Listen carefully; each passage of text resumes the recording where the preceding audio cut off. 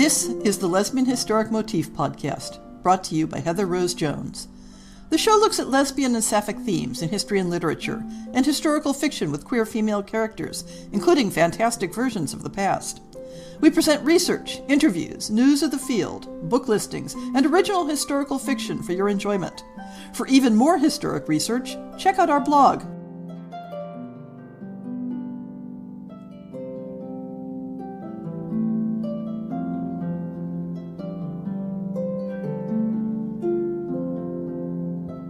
Back 7 years ago, when I first changed the show from monthly to weekly, I had a segment called Ask Sappho to address listener questions about specific topics.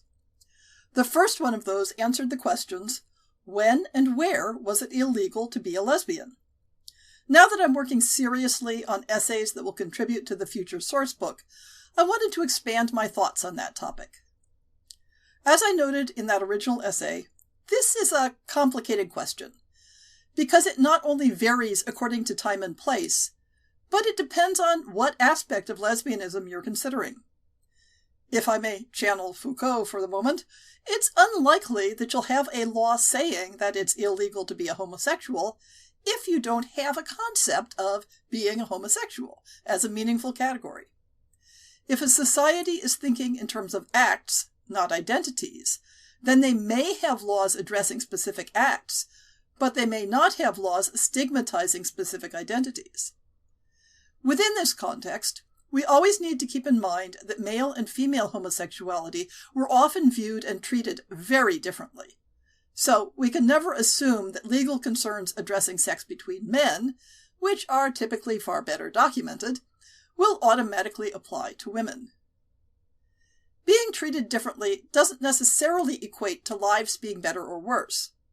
While men who had sex with men were far more likely to be the subject of legal prosecution, women who had sex with women were far more likely to be subject to informal familial punishment or coercion.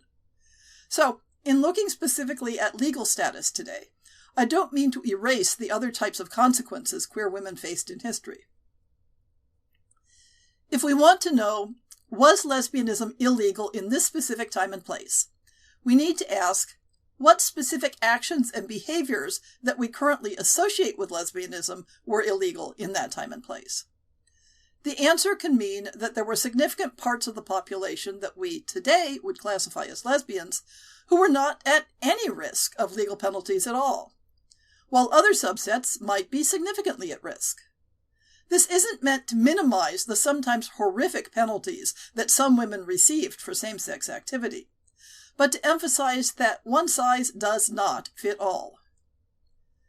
The actions that incurred legal risk were not necessarily directly associated with sex acts, though specific types of sex acts were the most common feature that raised concerns. Gender transgression was frequently an aspect of prosecutions, though not all types of gender transgression brought down the force of law, or at least not consistently. And the law codes that were invoked to punish people for offenses associated with lesbianism often declined to spell out specifics of what the transgression was, or to clearly identify lesbianism as the relevant factor. So, to some extent, the best way to study the question of lesbians and the law is to look at individual cases where someone came under legal scrutiny, and where the elements of the case fall within the fuzzy boundaries of what modern people would consider to be associated with lesbian identity. Those specific elements fall generally in the following categories: certain specific types of sex acts engaged in between people assigned as female, certain types of gender presentation that fell outside the acceptable bounds for persons assigned female, and certain social performances that were contrary to the normative expectations between two persons assigned female. I emphasize the persons assigned female aspect because a great many of the individual legal cases involve violation of gender roles rather than any concept of sexuality.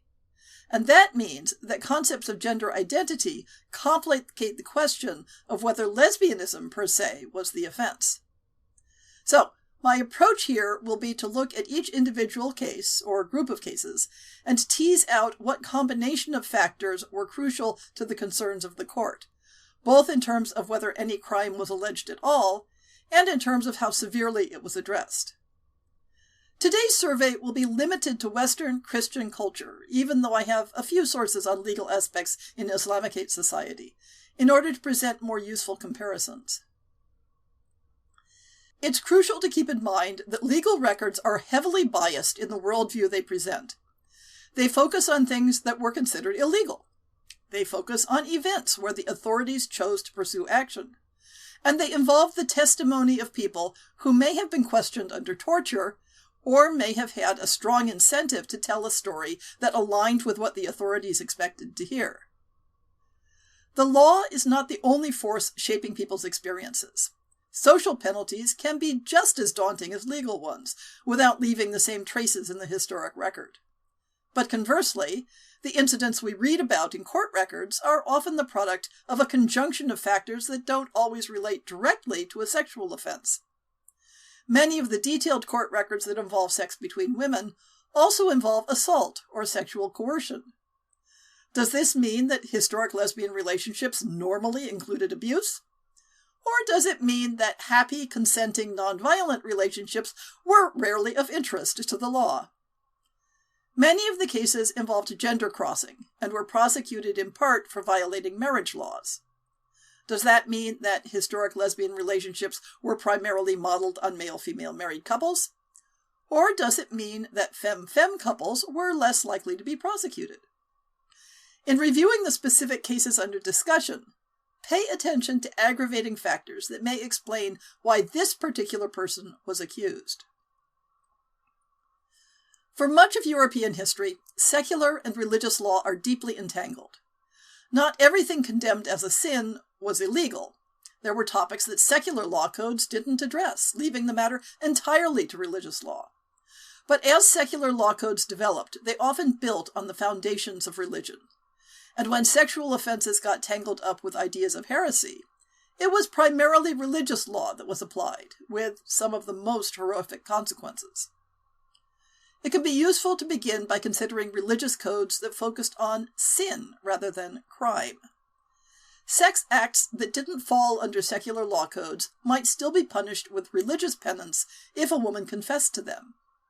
Within this context, consider that when the definition of sodomy was at its broadest, it covered pretty much any sexual activity that wasn't penis and vagina sex, in the context of marriage, for the purpose of procreation. Later, the definition narrowed significantly, but without always clearly laying out the limits of that narrower definition. Definitions are important. There is a continuing debate regarding what constitutes sex for the purposes of identifying sexual offenses. One strand of thought considers that a penis is necessary for something to be sex. Following this reasoning, two women can only commit a sexual offense to the extent that they employ something analogous to a penis, whether a physical implement or the supposed enlarged clitoris capable of penetration. Thus, we see in many court cases a hyperfixation on whether penetration was involved and with what. Other definitions considered that any activity between two women that resulted in orgasm could be considered sex, most often applied to tribadism, where the actions could be seen as mimicking a male-female sex act. In contrast, actions such as manual stimulation of the genitals or fondling of the breasts were far less likely to be categorized as sex for criminal purposes. Early Christian-based law codes drew on the condemnation of St. Paul, Romans 1:26, of women who, quote, changed the natural use into that which is against nature, unquote, interpreting it as indicating lesbian activity.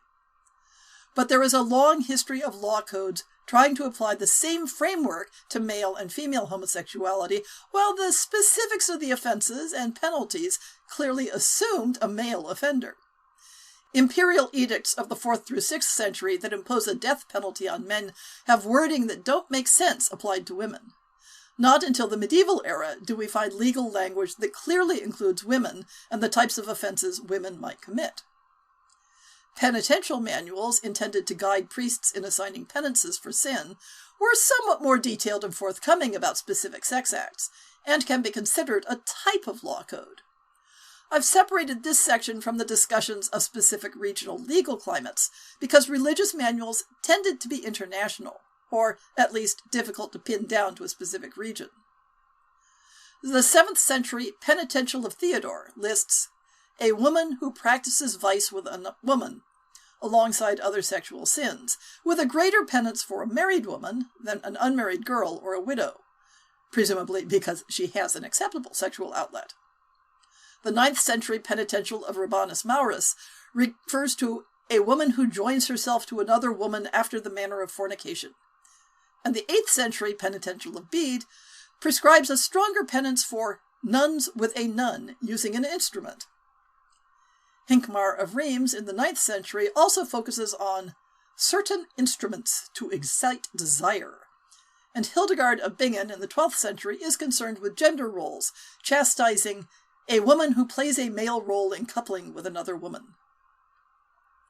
The penalties recommended in penitential manuals typically involve fasting or food restrictions, or performing certain prayers, with a specific period of time recommended. This sets them distinctly apart from punishments under secular law, which could involve corporal or even capital punishment.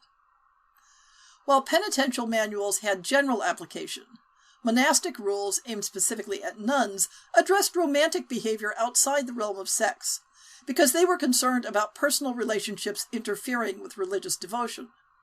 So you have prohibitions like Donatus in the 7th century. It is forbidden lest any take the hand of another for delight, or stand or walk around or sit together, any who is called little girl, or who call one another little girl, and frequent prohibitions on nuns sleeping in the same bed or being together in private. But these were not laws in the usual sense of the word. Now, I'm going to take a tour through legal evidence from specific regions, and then I'll do a bit of summing up at the end. As usual, this tour will be patchy and incomplete, because it relies on what times and places I've found articles about. We'll start with Italy, so we can start by touching on a classical reference. Seneca the Elder, writing around the 1st century in his Controversies, something of a textbook for how to argue legal cases, includes one example where he brings in a hypothetical argument about whether a man is justified in killing his wife and his wife's female lover when he discovers them in the act. While elite male Roman society was hostile to female same-sex activity, this case doesn't actually tell us anything about the legal status of sex between women. The question was whether a man had legal justification for killing his wife's partner in adultery. In fact, one part of the argument was that at first he couldn't tell the gender of his victim. Given the detail in which the case is discussed, if engaging in lesbian sex had been considered a crime on its own, one presumes that point would have been raised. In the late medieval period, local law codes in Italy specifically included female sodomy as an offense that warranted the death penalty, with specific examples in Bartolomeus de Saliceto's 15th century legal commentaries and a 1574 statute in the town of Treviso, which specified burning as the penalty. But the one actual legal case that shows up is more complicated and less dire. In 1295, a woman named Bertolina was accused in a civil suit by a hostile neighbor of practicing magic and having sex with women using an artificial penis, for which she was assessed a monetary fine but no physical punishment. With the exception of the neighbor who brought the suit, her community seems to have been indifferent to her sexual proclivities, which were a subject of open gossip. Thanks to the work of several authors, we have a vast amount of detail on legal prosecutions of lesbian sex in Spain, where intolerance for sexual crimes, especially under the Inquisition, ran high. Spanish law saw an increase in intolerance for unorthodox sex in the 16th to 17th centuries. The increasing association of sodomy with heresy motivated transferring jurisdiction for sodomy cases to the Inquisition, beginning in the early 16th century. But there was an active debate regarding whether what women could do together could be classified as sodomy. A 1532 edict by the Holy Roman Emperor Charles V explicitly included women under sodomy laws.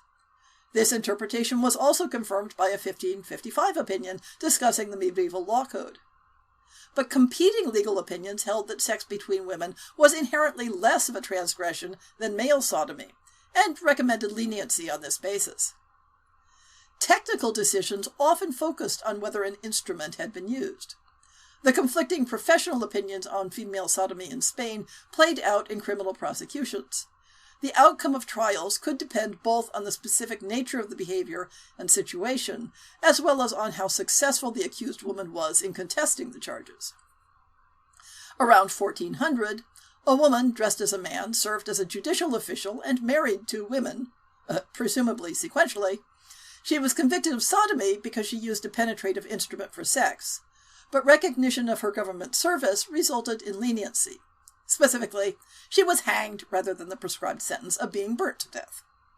The accusation had come from her second wife.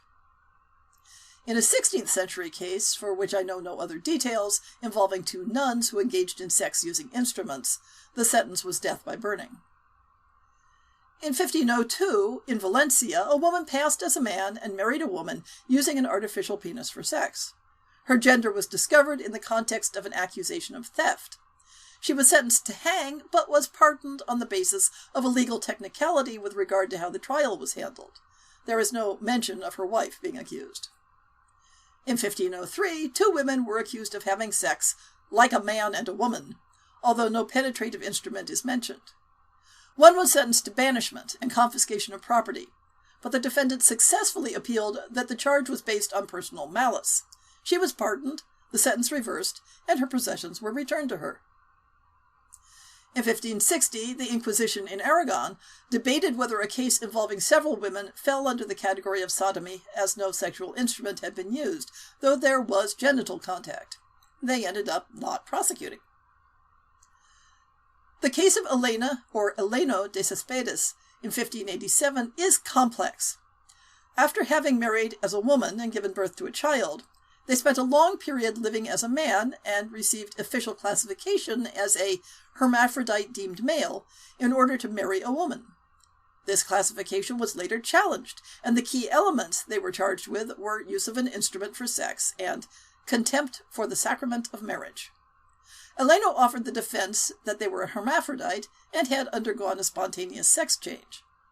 In the end, the charge made was bigamy, because there was no proof Eleno's original husband was dead. The sentence was whipping and 10 years' service as a surgeon at a charity hospital. In 1597, a woman in Mallorca was found guilty of various offenses, including practicing love magic to re-attract the passion of two women she'd been sexually involved with. She was sentenced to whipping and exile. The major concern was the accusation of demonic magic. In 1603, two women with previous sodomy convictions elsewhere were charged as female sodomites associated with other charges. The trial has extensive details of their cohabitation and alleged sex acts. Because the accusation included the use of an instrument, the sentence was death, but this was appealed and reduced to whipping and banishment. They had received similarly lenient treatment in a previous trial.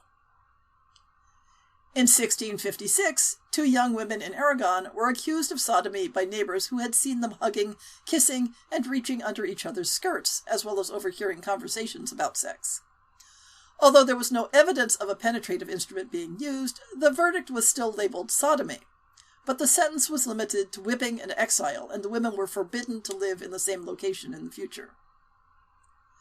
Similar cases can be found in regions of colonial Central and South America, where Spanish law held sway. While not meaning to minimize the harshness of the penalties, the 9 cases detailed above are inconsistent even in the presence of multiple aggravating factors, such as cross-dressing, entering into a marriage with a woman, and the use of a dildo for sex. All those factors were present in 3 cases, only one of which resulted in a death penalty, though one other initially was sentenced to death but was pardoned. In 2 cases that did not involve gender crossing, but where a dildo was involved, the sentence was death, but it was commuted in one case. In the 4 cases involving sex acts but no other aggravating factors, the harshest sentences were whipping and banishment, but one case was not prosecuted at all, and in one the defendant was pardoned. French law codes include sex between women as a crime as early as 1270, but the language is often trying to create a parallel with statutes on male sodomy that don't entirely make sense. Literary references sometimes assume a penalty of death by burning for buggery between women, but it isn't clear that this reflected actual legal practice. A 1405 legal appeal presumes a prior conviction of a woman for engaging in a same-sex relationship, with no mention of using an instrument. The original sentence appears to have involved imprisonment and confiscation of property, which was reversed on the successful appeal on the grounds of good behavior. There is no mention of the woman's partner, who appears to have been the instigating party. There are a number of French legal cases from the 16th century. Women were included in legal discussions of punishments for buggery, described as practiced between women who are so abominable that they follow other women, just as, or more ardently than, the man follows the woman, corrupting each other together without males. But there seems to be a clear distinction between cases only involving sex acts and those with aggravating factors.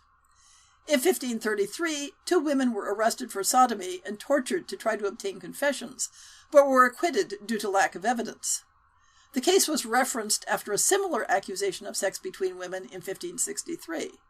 Again, torture was involved, which, by the way, was the standard method of gaining legal testimony in France, regardless of the nature of the charges. But the witnesses were successfully challenged, and the sentence did not include execution. 3 other cases had more serious outcomes, and all involved gender crossing, marriage, and the use of a dildo for sex.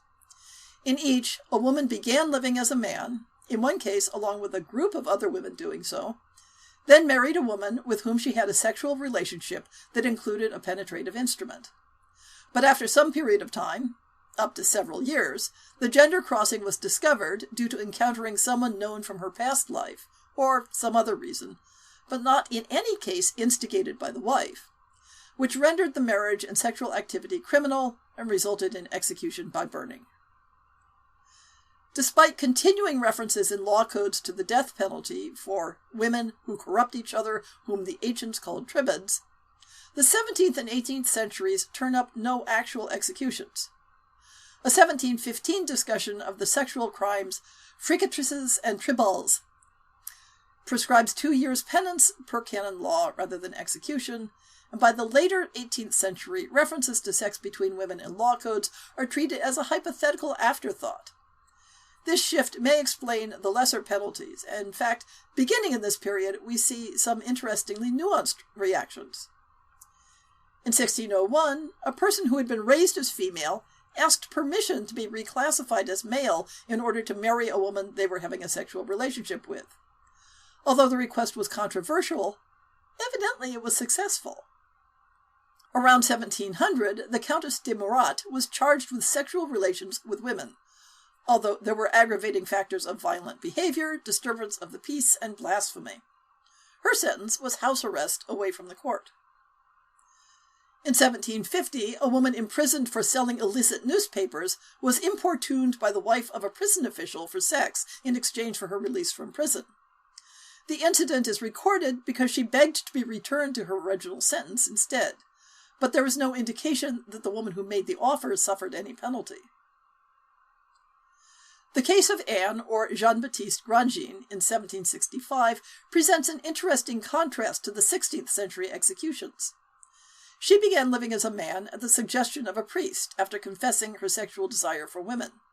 She courted several women, married one, and enjoyed a peaceful life until a rejected girlfriend outed her to the police in her new home. The legal charge was profaning the sacrament of marriage, with no mention of cross-dressing or their sexual relationship as part of the charges. She was acquitted of the charge on the basis that she honestly believed she had permission to marry, though she was required to return to living as a woman and to separate from her wife. The wife was not charged in any way in relation to the sexual relationship. By the 18th century, the focus on instruments in the commission of female sodomy gave way to the new fascination with the clitoris and the possibility that it might be large enough to enable penetration. In this context, anatomy itself was considered sufficient proof of guilt, whereas normal, quote-unquote, anatomy was considered incompatible with the commission of sodomy. Though female sodomy continued to be condemned, it evidently was no longer prosecuted, and public sentiment was largely enforced through social shaming. My current data doesn't include any trials from the 19th century, but I wouldn't take that to indicate that legal interest in lesbianism ceased during that period. It's simply a gap in my data. There are references to French laws against women cross-dressing throughout the 19th century and into the early 20th century, but there seem to have been accessible ways to get around that if desired. So, to summarize the case in France, despite generally draconian French legal practices, capital punishment seems to have been restricted to cases involving gender crossing, marriage, and the use of a penetrative instrument for sex. But even those factors seem to have become less relevant by the 17th century, when imprisonment seems to have been the worst outcome, and even that appears only when politically targeted. German law codes, as exemplified by the one associated with Emperor Charles V in the early 16th century, prescribed death by burning for anyone who commits impurity, including a woman with a woman. But we see from examples taken from the 15th through 19th centuries that capital punishment seems to have been reserved for cases with multiple aggravating factors. A religious recluse was charged in 1444 with engaging in sodomy with another woman, but no outcome of the case is recorded for either woman. Details of the sex acts involved are not given. In 1477, a woman was tried and executed by drowning for having sex with several women using a penetrative instrument while presenting as a man. Some of the encounters involved housebreaking and coercion. Some of her female partners were exiled but received no other penalty. An investigation in 1514 into a girl who was courting other girls but was particularly interested in whether she had typical female anatomy. But there doesn't seem to have been any legal charge made against her, though there is not mention that any of her courtships led to sexual relationships.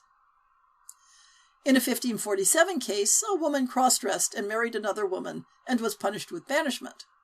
There is no indication that her partner was punished. In 1721, we have a very complicated case that resulted in execution for one partner, while the other was briefly sentenced to a workhouse and then exiled. The more severe sentence was for the woman who cross-dressed and performed an active role in penetrative sex using a dildo. But her partner was aware of her physical sex while continuing the relationship, which may explain why she didn't get off completely. But there were multiple aggravating factors, including domestic violence, participation in a marginalized religious movement, regularly alternating between claiming to be Catholic or Protestant, and entering into a marriage. A similarly complex case in 1802 also resulted in execution. The defendant cross-dressed, initially to join the military, but then she entered into 2 marriages, sequentially, with women, in which she used a dildo for penetrative sex. But the key factor in the severity of the punishment also rested on a murder that she and her first wife committed, where the victim was another woman that the defendant had a relationship with. It's clear from the testimony that her neighbors were well aware of the nature of the women's relationship, but she wasn't arrested until she attacked her second wife with a knife, after which sentiment turned against her. The summary looks similar to what we've seen elsewhere. Same-sex desire alone, or being the partner of someone viewed as the active sexual partner, often carries no penalty or, at worst, banishment. Even cross-dressing to enter into a marriage might receive only banishment. The death penalty is reserved for cases that involve significant aspects of violence on top of cross-dressing, marriage, and engaging in penetrative sex. The only time a femme partner was executed was when she participated in murder. There is very little evidence regarding how the relatively severe laws in Switzerland were carried out. I've only found one legal record from 1568 where a woman was executed after confessing, under torture, to engaging in sex with both men and women. But the sentence primarily referenced the heterosexual fornication, as well as blasphemy, so it's difficult to tell how the same-sex relationship would have been treated on its own. The modern image of the Netherlands is one of a fairly liberal and freewheeling attitude toward sexuality. But in the early modern period, we find a mixture of severe punishments for women having sex with women and disinterest in prosecuting those same acts. Severe punishments were often focused very narrowly in specific times and places. In contrast to the general pattern elsewhere, many of the cases documented in the Netherlands did not involve gender crossing. So rather than doing a strict chronological review, I'll group the cases by gender presentation. Cases involving gender crossing are included here only when a sexual relationship or marriage is part of the charge. None of these gender crossing cases included mention of an instrument used for sex. In the early 15th century, a woman confessed to committing buggery while dressed as a man. It's likely her partner was a woman, although the term covered several other possibilities. As part of a pattern of particularly harsh punishments in the southern Netherlands in the 15th century, she was executed. No other circumstances are mentioned. In the early 17th century, a woman who cross-dressed to serve in the army was tried for admitting a sexual relationship with a widow who also testified to the relationship. She was sentenced to whipping and exile, where her partner was also punished, possibly also whipping. A similar case to the previous came to legal attention due to domestic violence and resulted in exile. I should note that in all cases, not just in the Netherlands, exile generally meant only from the city of residence. In another early 17th century case, a woman deserted her husband and cross-dressed in order to marry her female lover. She was tried for sodomy, and a death sentence was rejected in favor of exile. There is no mention of penalty for her partner. A similar case later in the 17th century involved a couple who began living together as women, but then one partner cross-dressed so they could marry. This was discovered when she returned to presenting as a woman, and they were tried. The sentence was 12 years exile and a prohibition on the two cohabiting. While my sources don't always indicate the specific charges, in a mid-18th century case, a cross-dressing soldier married a woman and was tried for fraud and mocking the laws of marriage. Her sentence was banishment. A similar story in the early 19th century had the added complication that the cross-dressing woman also falsely claimed noble rank when she married. So it isn't clear whether her sentence of 3 years imprisonment for fraud was for the cross-dressing or the claim of nobility. To sum up this group, cases of cross-dressing, even when sex was confessed to, generally resulted in exile, or, in the 19th century, prison, even when execution was specifically on the table. Whipping was included in rare cases. The one execution was part of a cluster of very severe punishments for female sodomy in the southern Netherlands in the 15th and early 16th centuries. The group of cases that don't involve cross-dressing begin with that same region. In a 14th century case involving two sisters who committed that filthy work, which in context clearly means sex, they were able to pay a fine to escape prosecution. But a mother and daughter who coerced their maidservant into sex in the 15th century were both executed by burning, while the maid, considered less culpable, was simply exiled. It isn't entirely clear whether the group of 6 female sodomites who were executed on the same day in the late 15th century had engaged in sex between women, as the term also covered bestiality and sex with non-Christians. A woman in the early 16th century who had sex with several young girls, along with her accomplice, were whipped and exiled, while their younger partners were only whipped.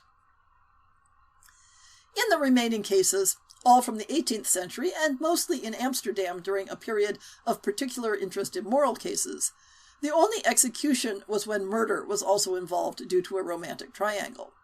The murderer was executed and the surviving partner was exiled for the sexual aspect. Otherwise, prison was the sentence, if there was one, with terms of 2 to 12 years, depending on aggravating factors. The longest sentence was for a woman who raped a teenage girl with a dildo. A much shorter sentence was given to a woman complained against by her female neighbors for verbal aggression, including sexual solicitation and boasting of sex with women. But the trial does not appear to have been focused on a specific sex act. A group of 4 women were sentenced to prison when they confessed to engaging in sex acts. But in a highly similar case, where the women's neighbors spied on them and saw some of the 5 women engaged in sex, There was no confession, and they were only given a verbal warning. Even when a case came to the attention of the courts, there weren't necessarily formal consequences. Two women who lived together and had been witnessed by their landlady engaging in sex were not prosecuted. And similarly, a deposition about a married woman who had been caught engaging in sex with her maid never went to trial. So of these cases of sex between women with no cross-dressing, only an accompanying murder resulted in execution, while the remaining cases are about evenly divided between a prison term or exile and no consequence at all. Setting aside the aggravating factors, and regardless of whether cross-dressing was involved, whipping appears as a punishment up through the 17th century, and exile shifts over to imprisonment in the 18th century, which is probably a general shift separate from the specific charges involved. One historian notes that with the introduction of the French Penal Code in the Netherlands in the early 19th century, same-sex acts were no longer criminalized. It is somewhat simplistic to say that lesbianism was never illegal in England, as Carolyn Derry points out in her study of the subject. But it's equally misleading to say that it was illegal before the 20th century, when things get a bit muddled. And, as Derry points out, even when there are no statutes against lesbian acts, the presence of those acts accompanying a different charge could affect the severity of sentencing under a legal system where judges had a great deal of discretion. There was occasional academic discussion among jurists whether the Buggery Act of 1533, which was the basis for criminalizing male homosexuality in England, also covered women. Some argued that the language of the act, reverencing mankind, was generic in application, while others interpreted buggery as something that only men could commit. In any event, there's no evidence that any women were prosecuted under the Buggery Act in England. Scottish law was different, and there is one record from 1625 of two women being charged with sodomy. They were sentenced to separate from each other, but I haven't found any indication of any other penalty. So keep in mind that absolute statements about the lack of laws against lesbianism apply only to England and not the UK as a whole. The primary context in which the possibility of sexual relations between women came under scrutiny of the law was when one partner was presenting as a man, and especially when the couple engaged in a marriage. But a continuing theme is how seriously the courts endeavored to keep any discussion of sex itself out of these trials. Female cross-dressing, all by itself, drew legal attention in England from at least the 15th century. It was part of the apparatus for controlling women's public behavior, and even when the cross-dressing was done as a joke, with no intent to fool the spectators, it could be treated as unruly behavior and subject to sanctions. Not consistently, and perhaps not even a majority of the time. Concern with cross-dressing seems to have waxed and waned at various times. The primary concern was that it enabled women to move about in public free of the scrutiny that women's behavior normally received. And while there was a general sense that cross-dressing women might be sexually transgressive, the concern was usually about illicit sex with men. There is a legal record from 1493 in London involving a woman who brought a cross-dressed concubine to her room and kept her there. The brief record doesn't clarify whether concubine means that the two had a sexual relationship, or whether the cross-dressed woman was simply a sex worker. No penalty was imposed. That brings us to the central group of cases where women in an intimate relationship were charged and tried for an offense related to the relationship, those falling generally under the heading of female husbands. In order to simplify the discussion, I'm sidestepping the question of how the husbands in these relationships might have viewed their gender identity, either in a modern context or in their own time. The relevant point is that the courts they interacted with considered them to be women and engaged with them as such.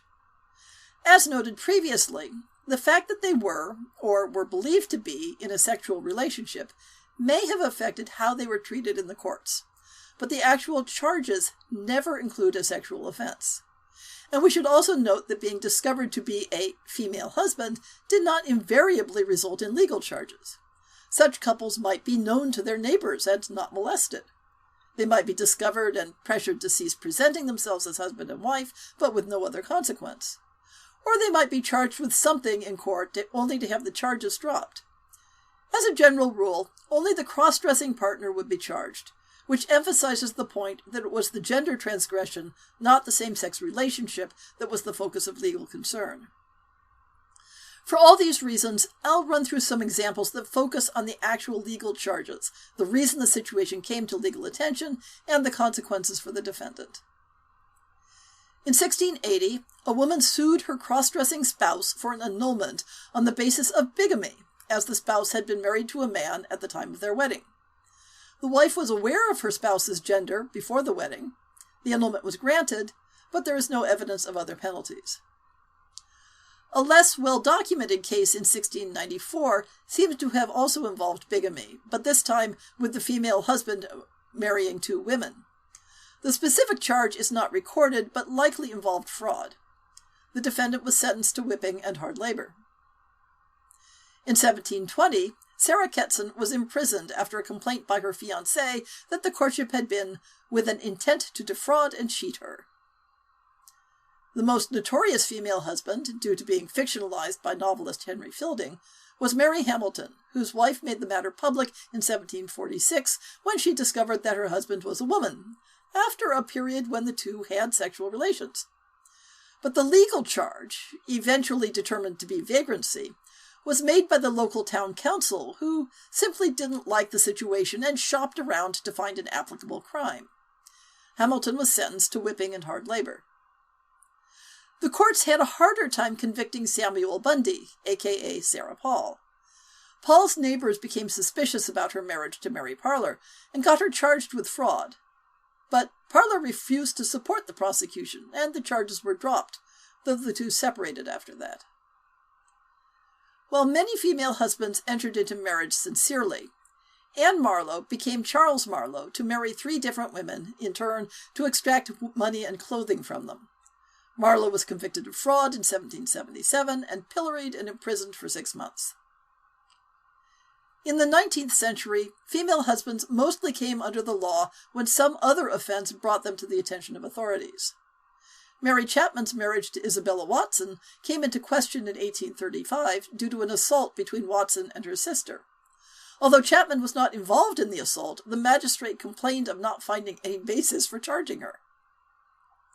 When Harriet Stokes looked for a legal complaint against her abusive husband in 1838, she mentioned to her solicitor that her husband was a woman. The court mediated a separation, but no charges were brought. Neither of these last two involved charging women for their relationships. The matter was simply a curiosity noted in passing, and there are no other cases recorded after these. So, in summary, the closest England comes to prosecutions for lesbianism was cases of marriage involving one partner passing as a man. The prosecutions primarily involve working-class people, often in very marginalized circumstances. The charges typically involve some type of fraud or deception, although in a few cases the community simply wanted to find an offense that would stick.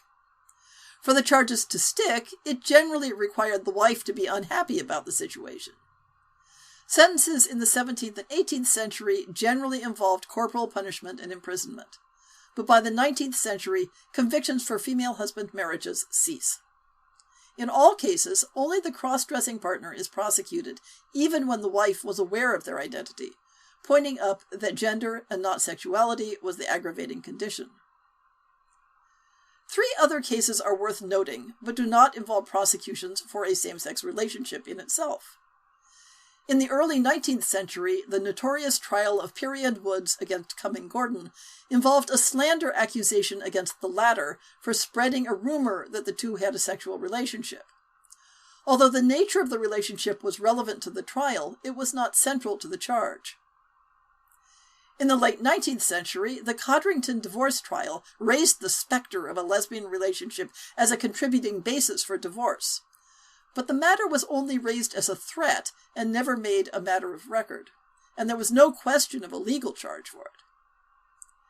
In 1880, revisions to the legal age of sexual consent included an allowance for the possibility of sexual assault between women, but it's hard to consider this as creating a law against lesbianism per se.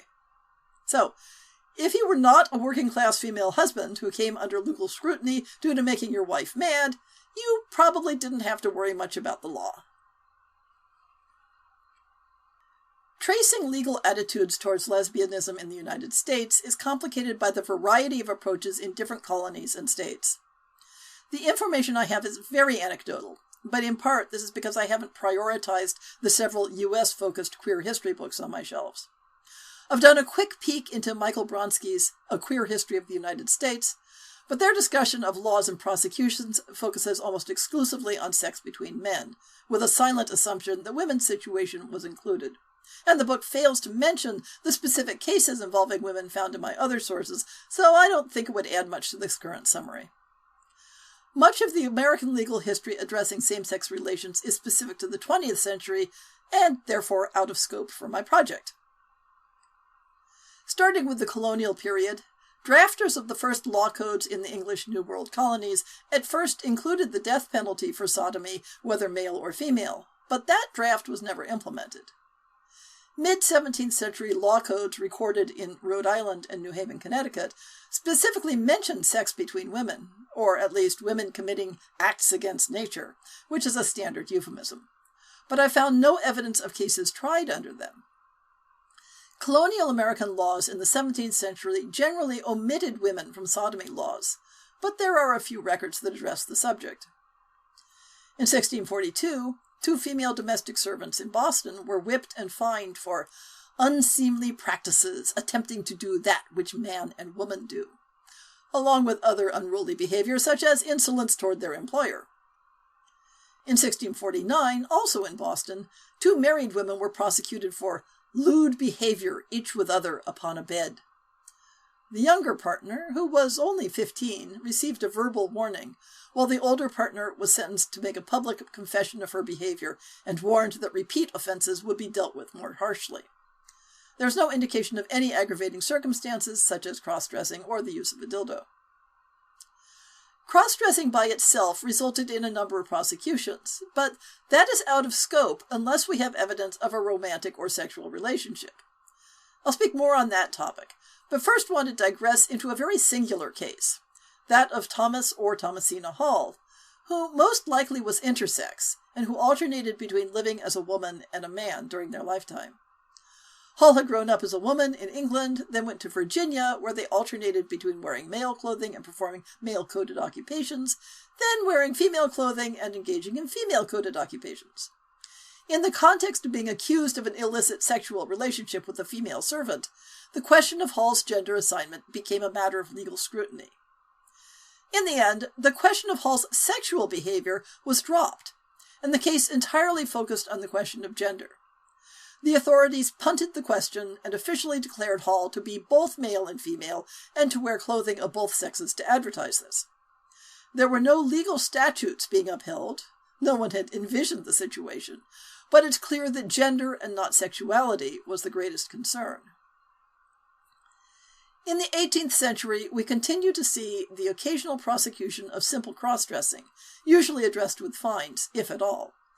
But prosecutions for sex between women fall off the radar, in large part because the legal authorities became less interested in prosecuting people's personal lives. Furthermore, at this time, the culture of romantic friendships created a context in which anything short of being caught in flagrante delicto could be considered an acceptable and even desirable part of feminine behavior. As acceptable romantic behavior between women included passionate kisses and bed sharing, the occasions for legal concern were limited. When cross-dressing intersected with an overt marriage-like relationship with another woman, the sexual aspect could become an aggravating factor in how the gender transgression was addressed, as in the late 19th century case of Milton Matson in California, who was betrothed to a woman when discovered to be physiologically female in the context of a criminal arrest for an unrelated offense. But even in this case, Matson evaded penalties by embracing the role of cross-gender performer, at a time when subcultural slumming tours had become a popular pastime. Queer elements always had the potential to add a layer of sensationalism to other crimes. It's unlikely that the late 19th century story of Alice Mitchell murdering her lover in a jealous rage would have had the same legs, except that her lover was female. Ward's story became a media sensation, drawing on themes of French decadent literature and the tradition of murder ballads. But Mitchell was transferred from the legal establishment to the medical one and pronounced insane. When we look at the patterns of prosecutions as a whole, there is a consistent pattern that the most serious legal concerns around women who loved women came when one of the partners usurped the role and privileges of a man, whether by living socially as a man or using a penetrative instrument for sex. In many cases, it's clear that the primary crime is daring to claim a male role in society, as the female partners of the accused are not charged. There were times and places when women might be prosecuted, and even executed, for relationships that involved none of these factors, but they tend to be limited in scope and motivated by other social factors, rather than part of an ongoing legal tradition. Another overall pattern, when looking at specific cases, is that a majority of prosecutions, though, again, not all by any means, occur when there is some other criminal act, especially violence. To what extent should we extrapolate cases deriving from violent sexual assault or domestic violence to indicate a general legal concern with sex between women? So, as we see, the question of when and where it was illegal to be a lesbian is fraught with complexities and layers of interpretation, even if we use a generous definition of what it means to be a lesbian in history. Those complexities inform the question of what concerns a fictional character might have and what hazards she might face. It's a reasonable generalization that in every era and culture, it would have been possible to have some sort of lesbian relationship that did not provoke legal sanctions. But some types of relationships would have been more hazardous than others.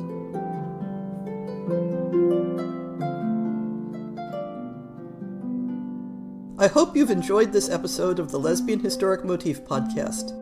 See the show notes for links to people and topics. Most shows will have a transcript linked as well. If you have a book announcement, a topic suggestion, or might like to appear on the show, please drop me an email. If you enjoyed this podcast, please rate it and subscribe on your favorite podcast app, and consider supporting our Patreon.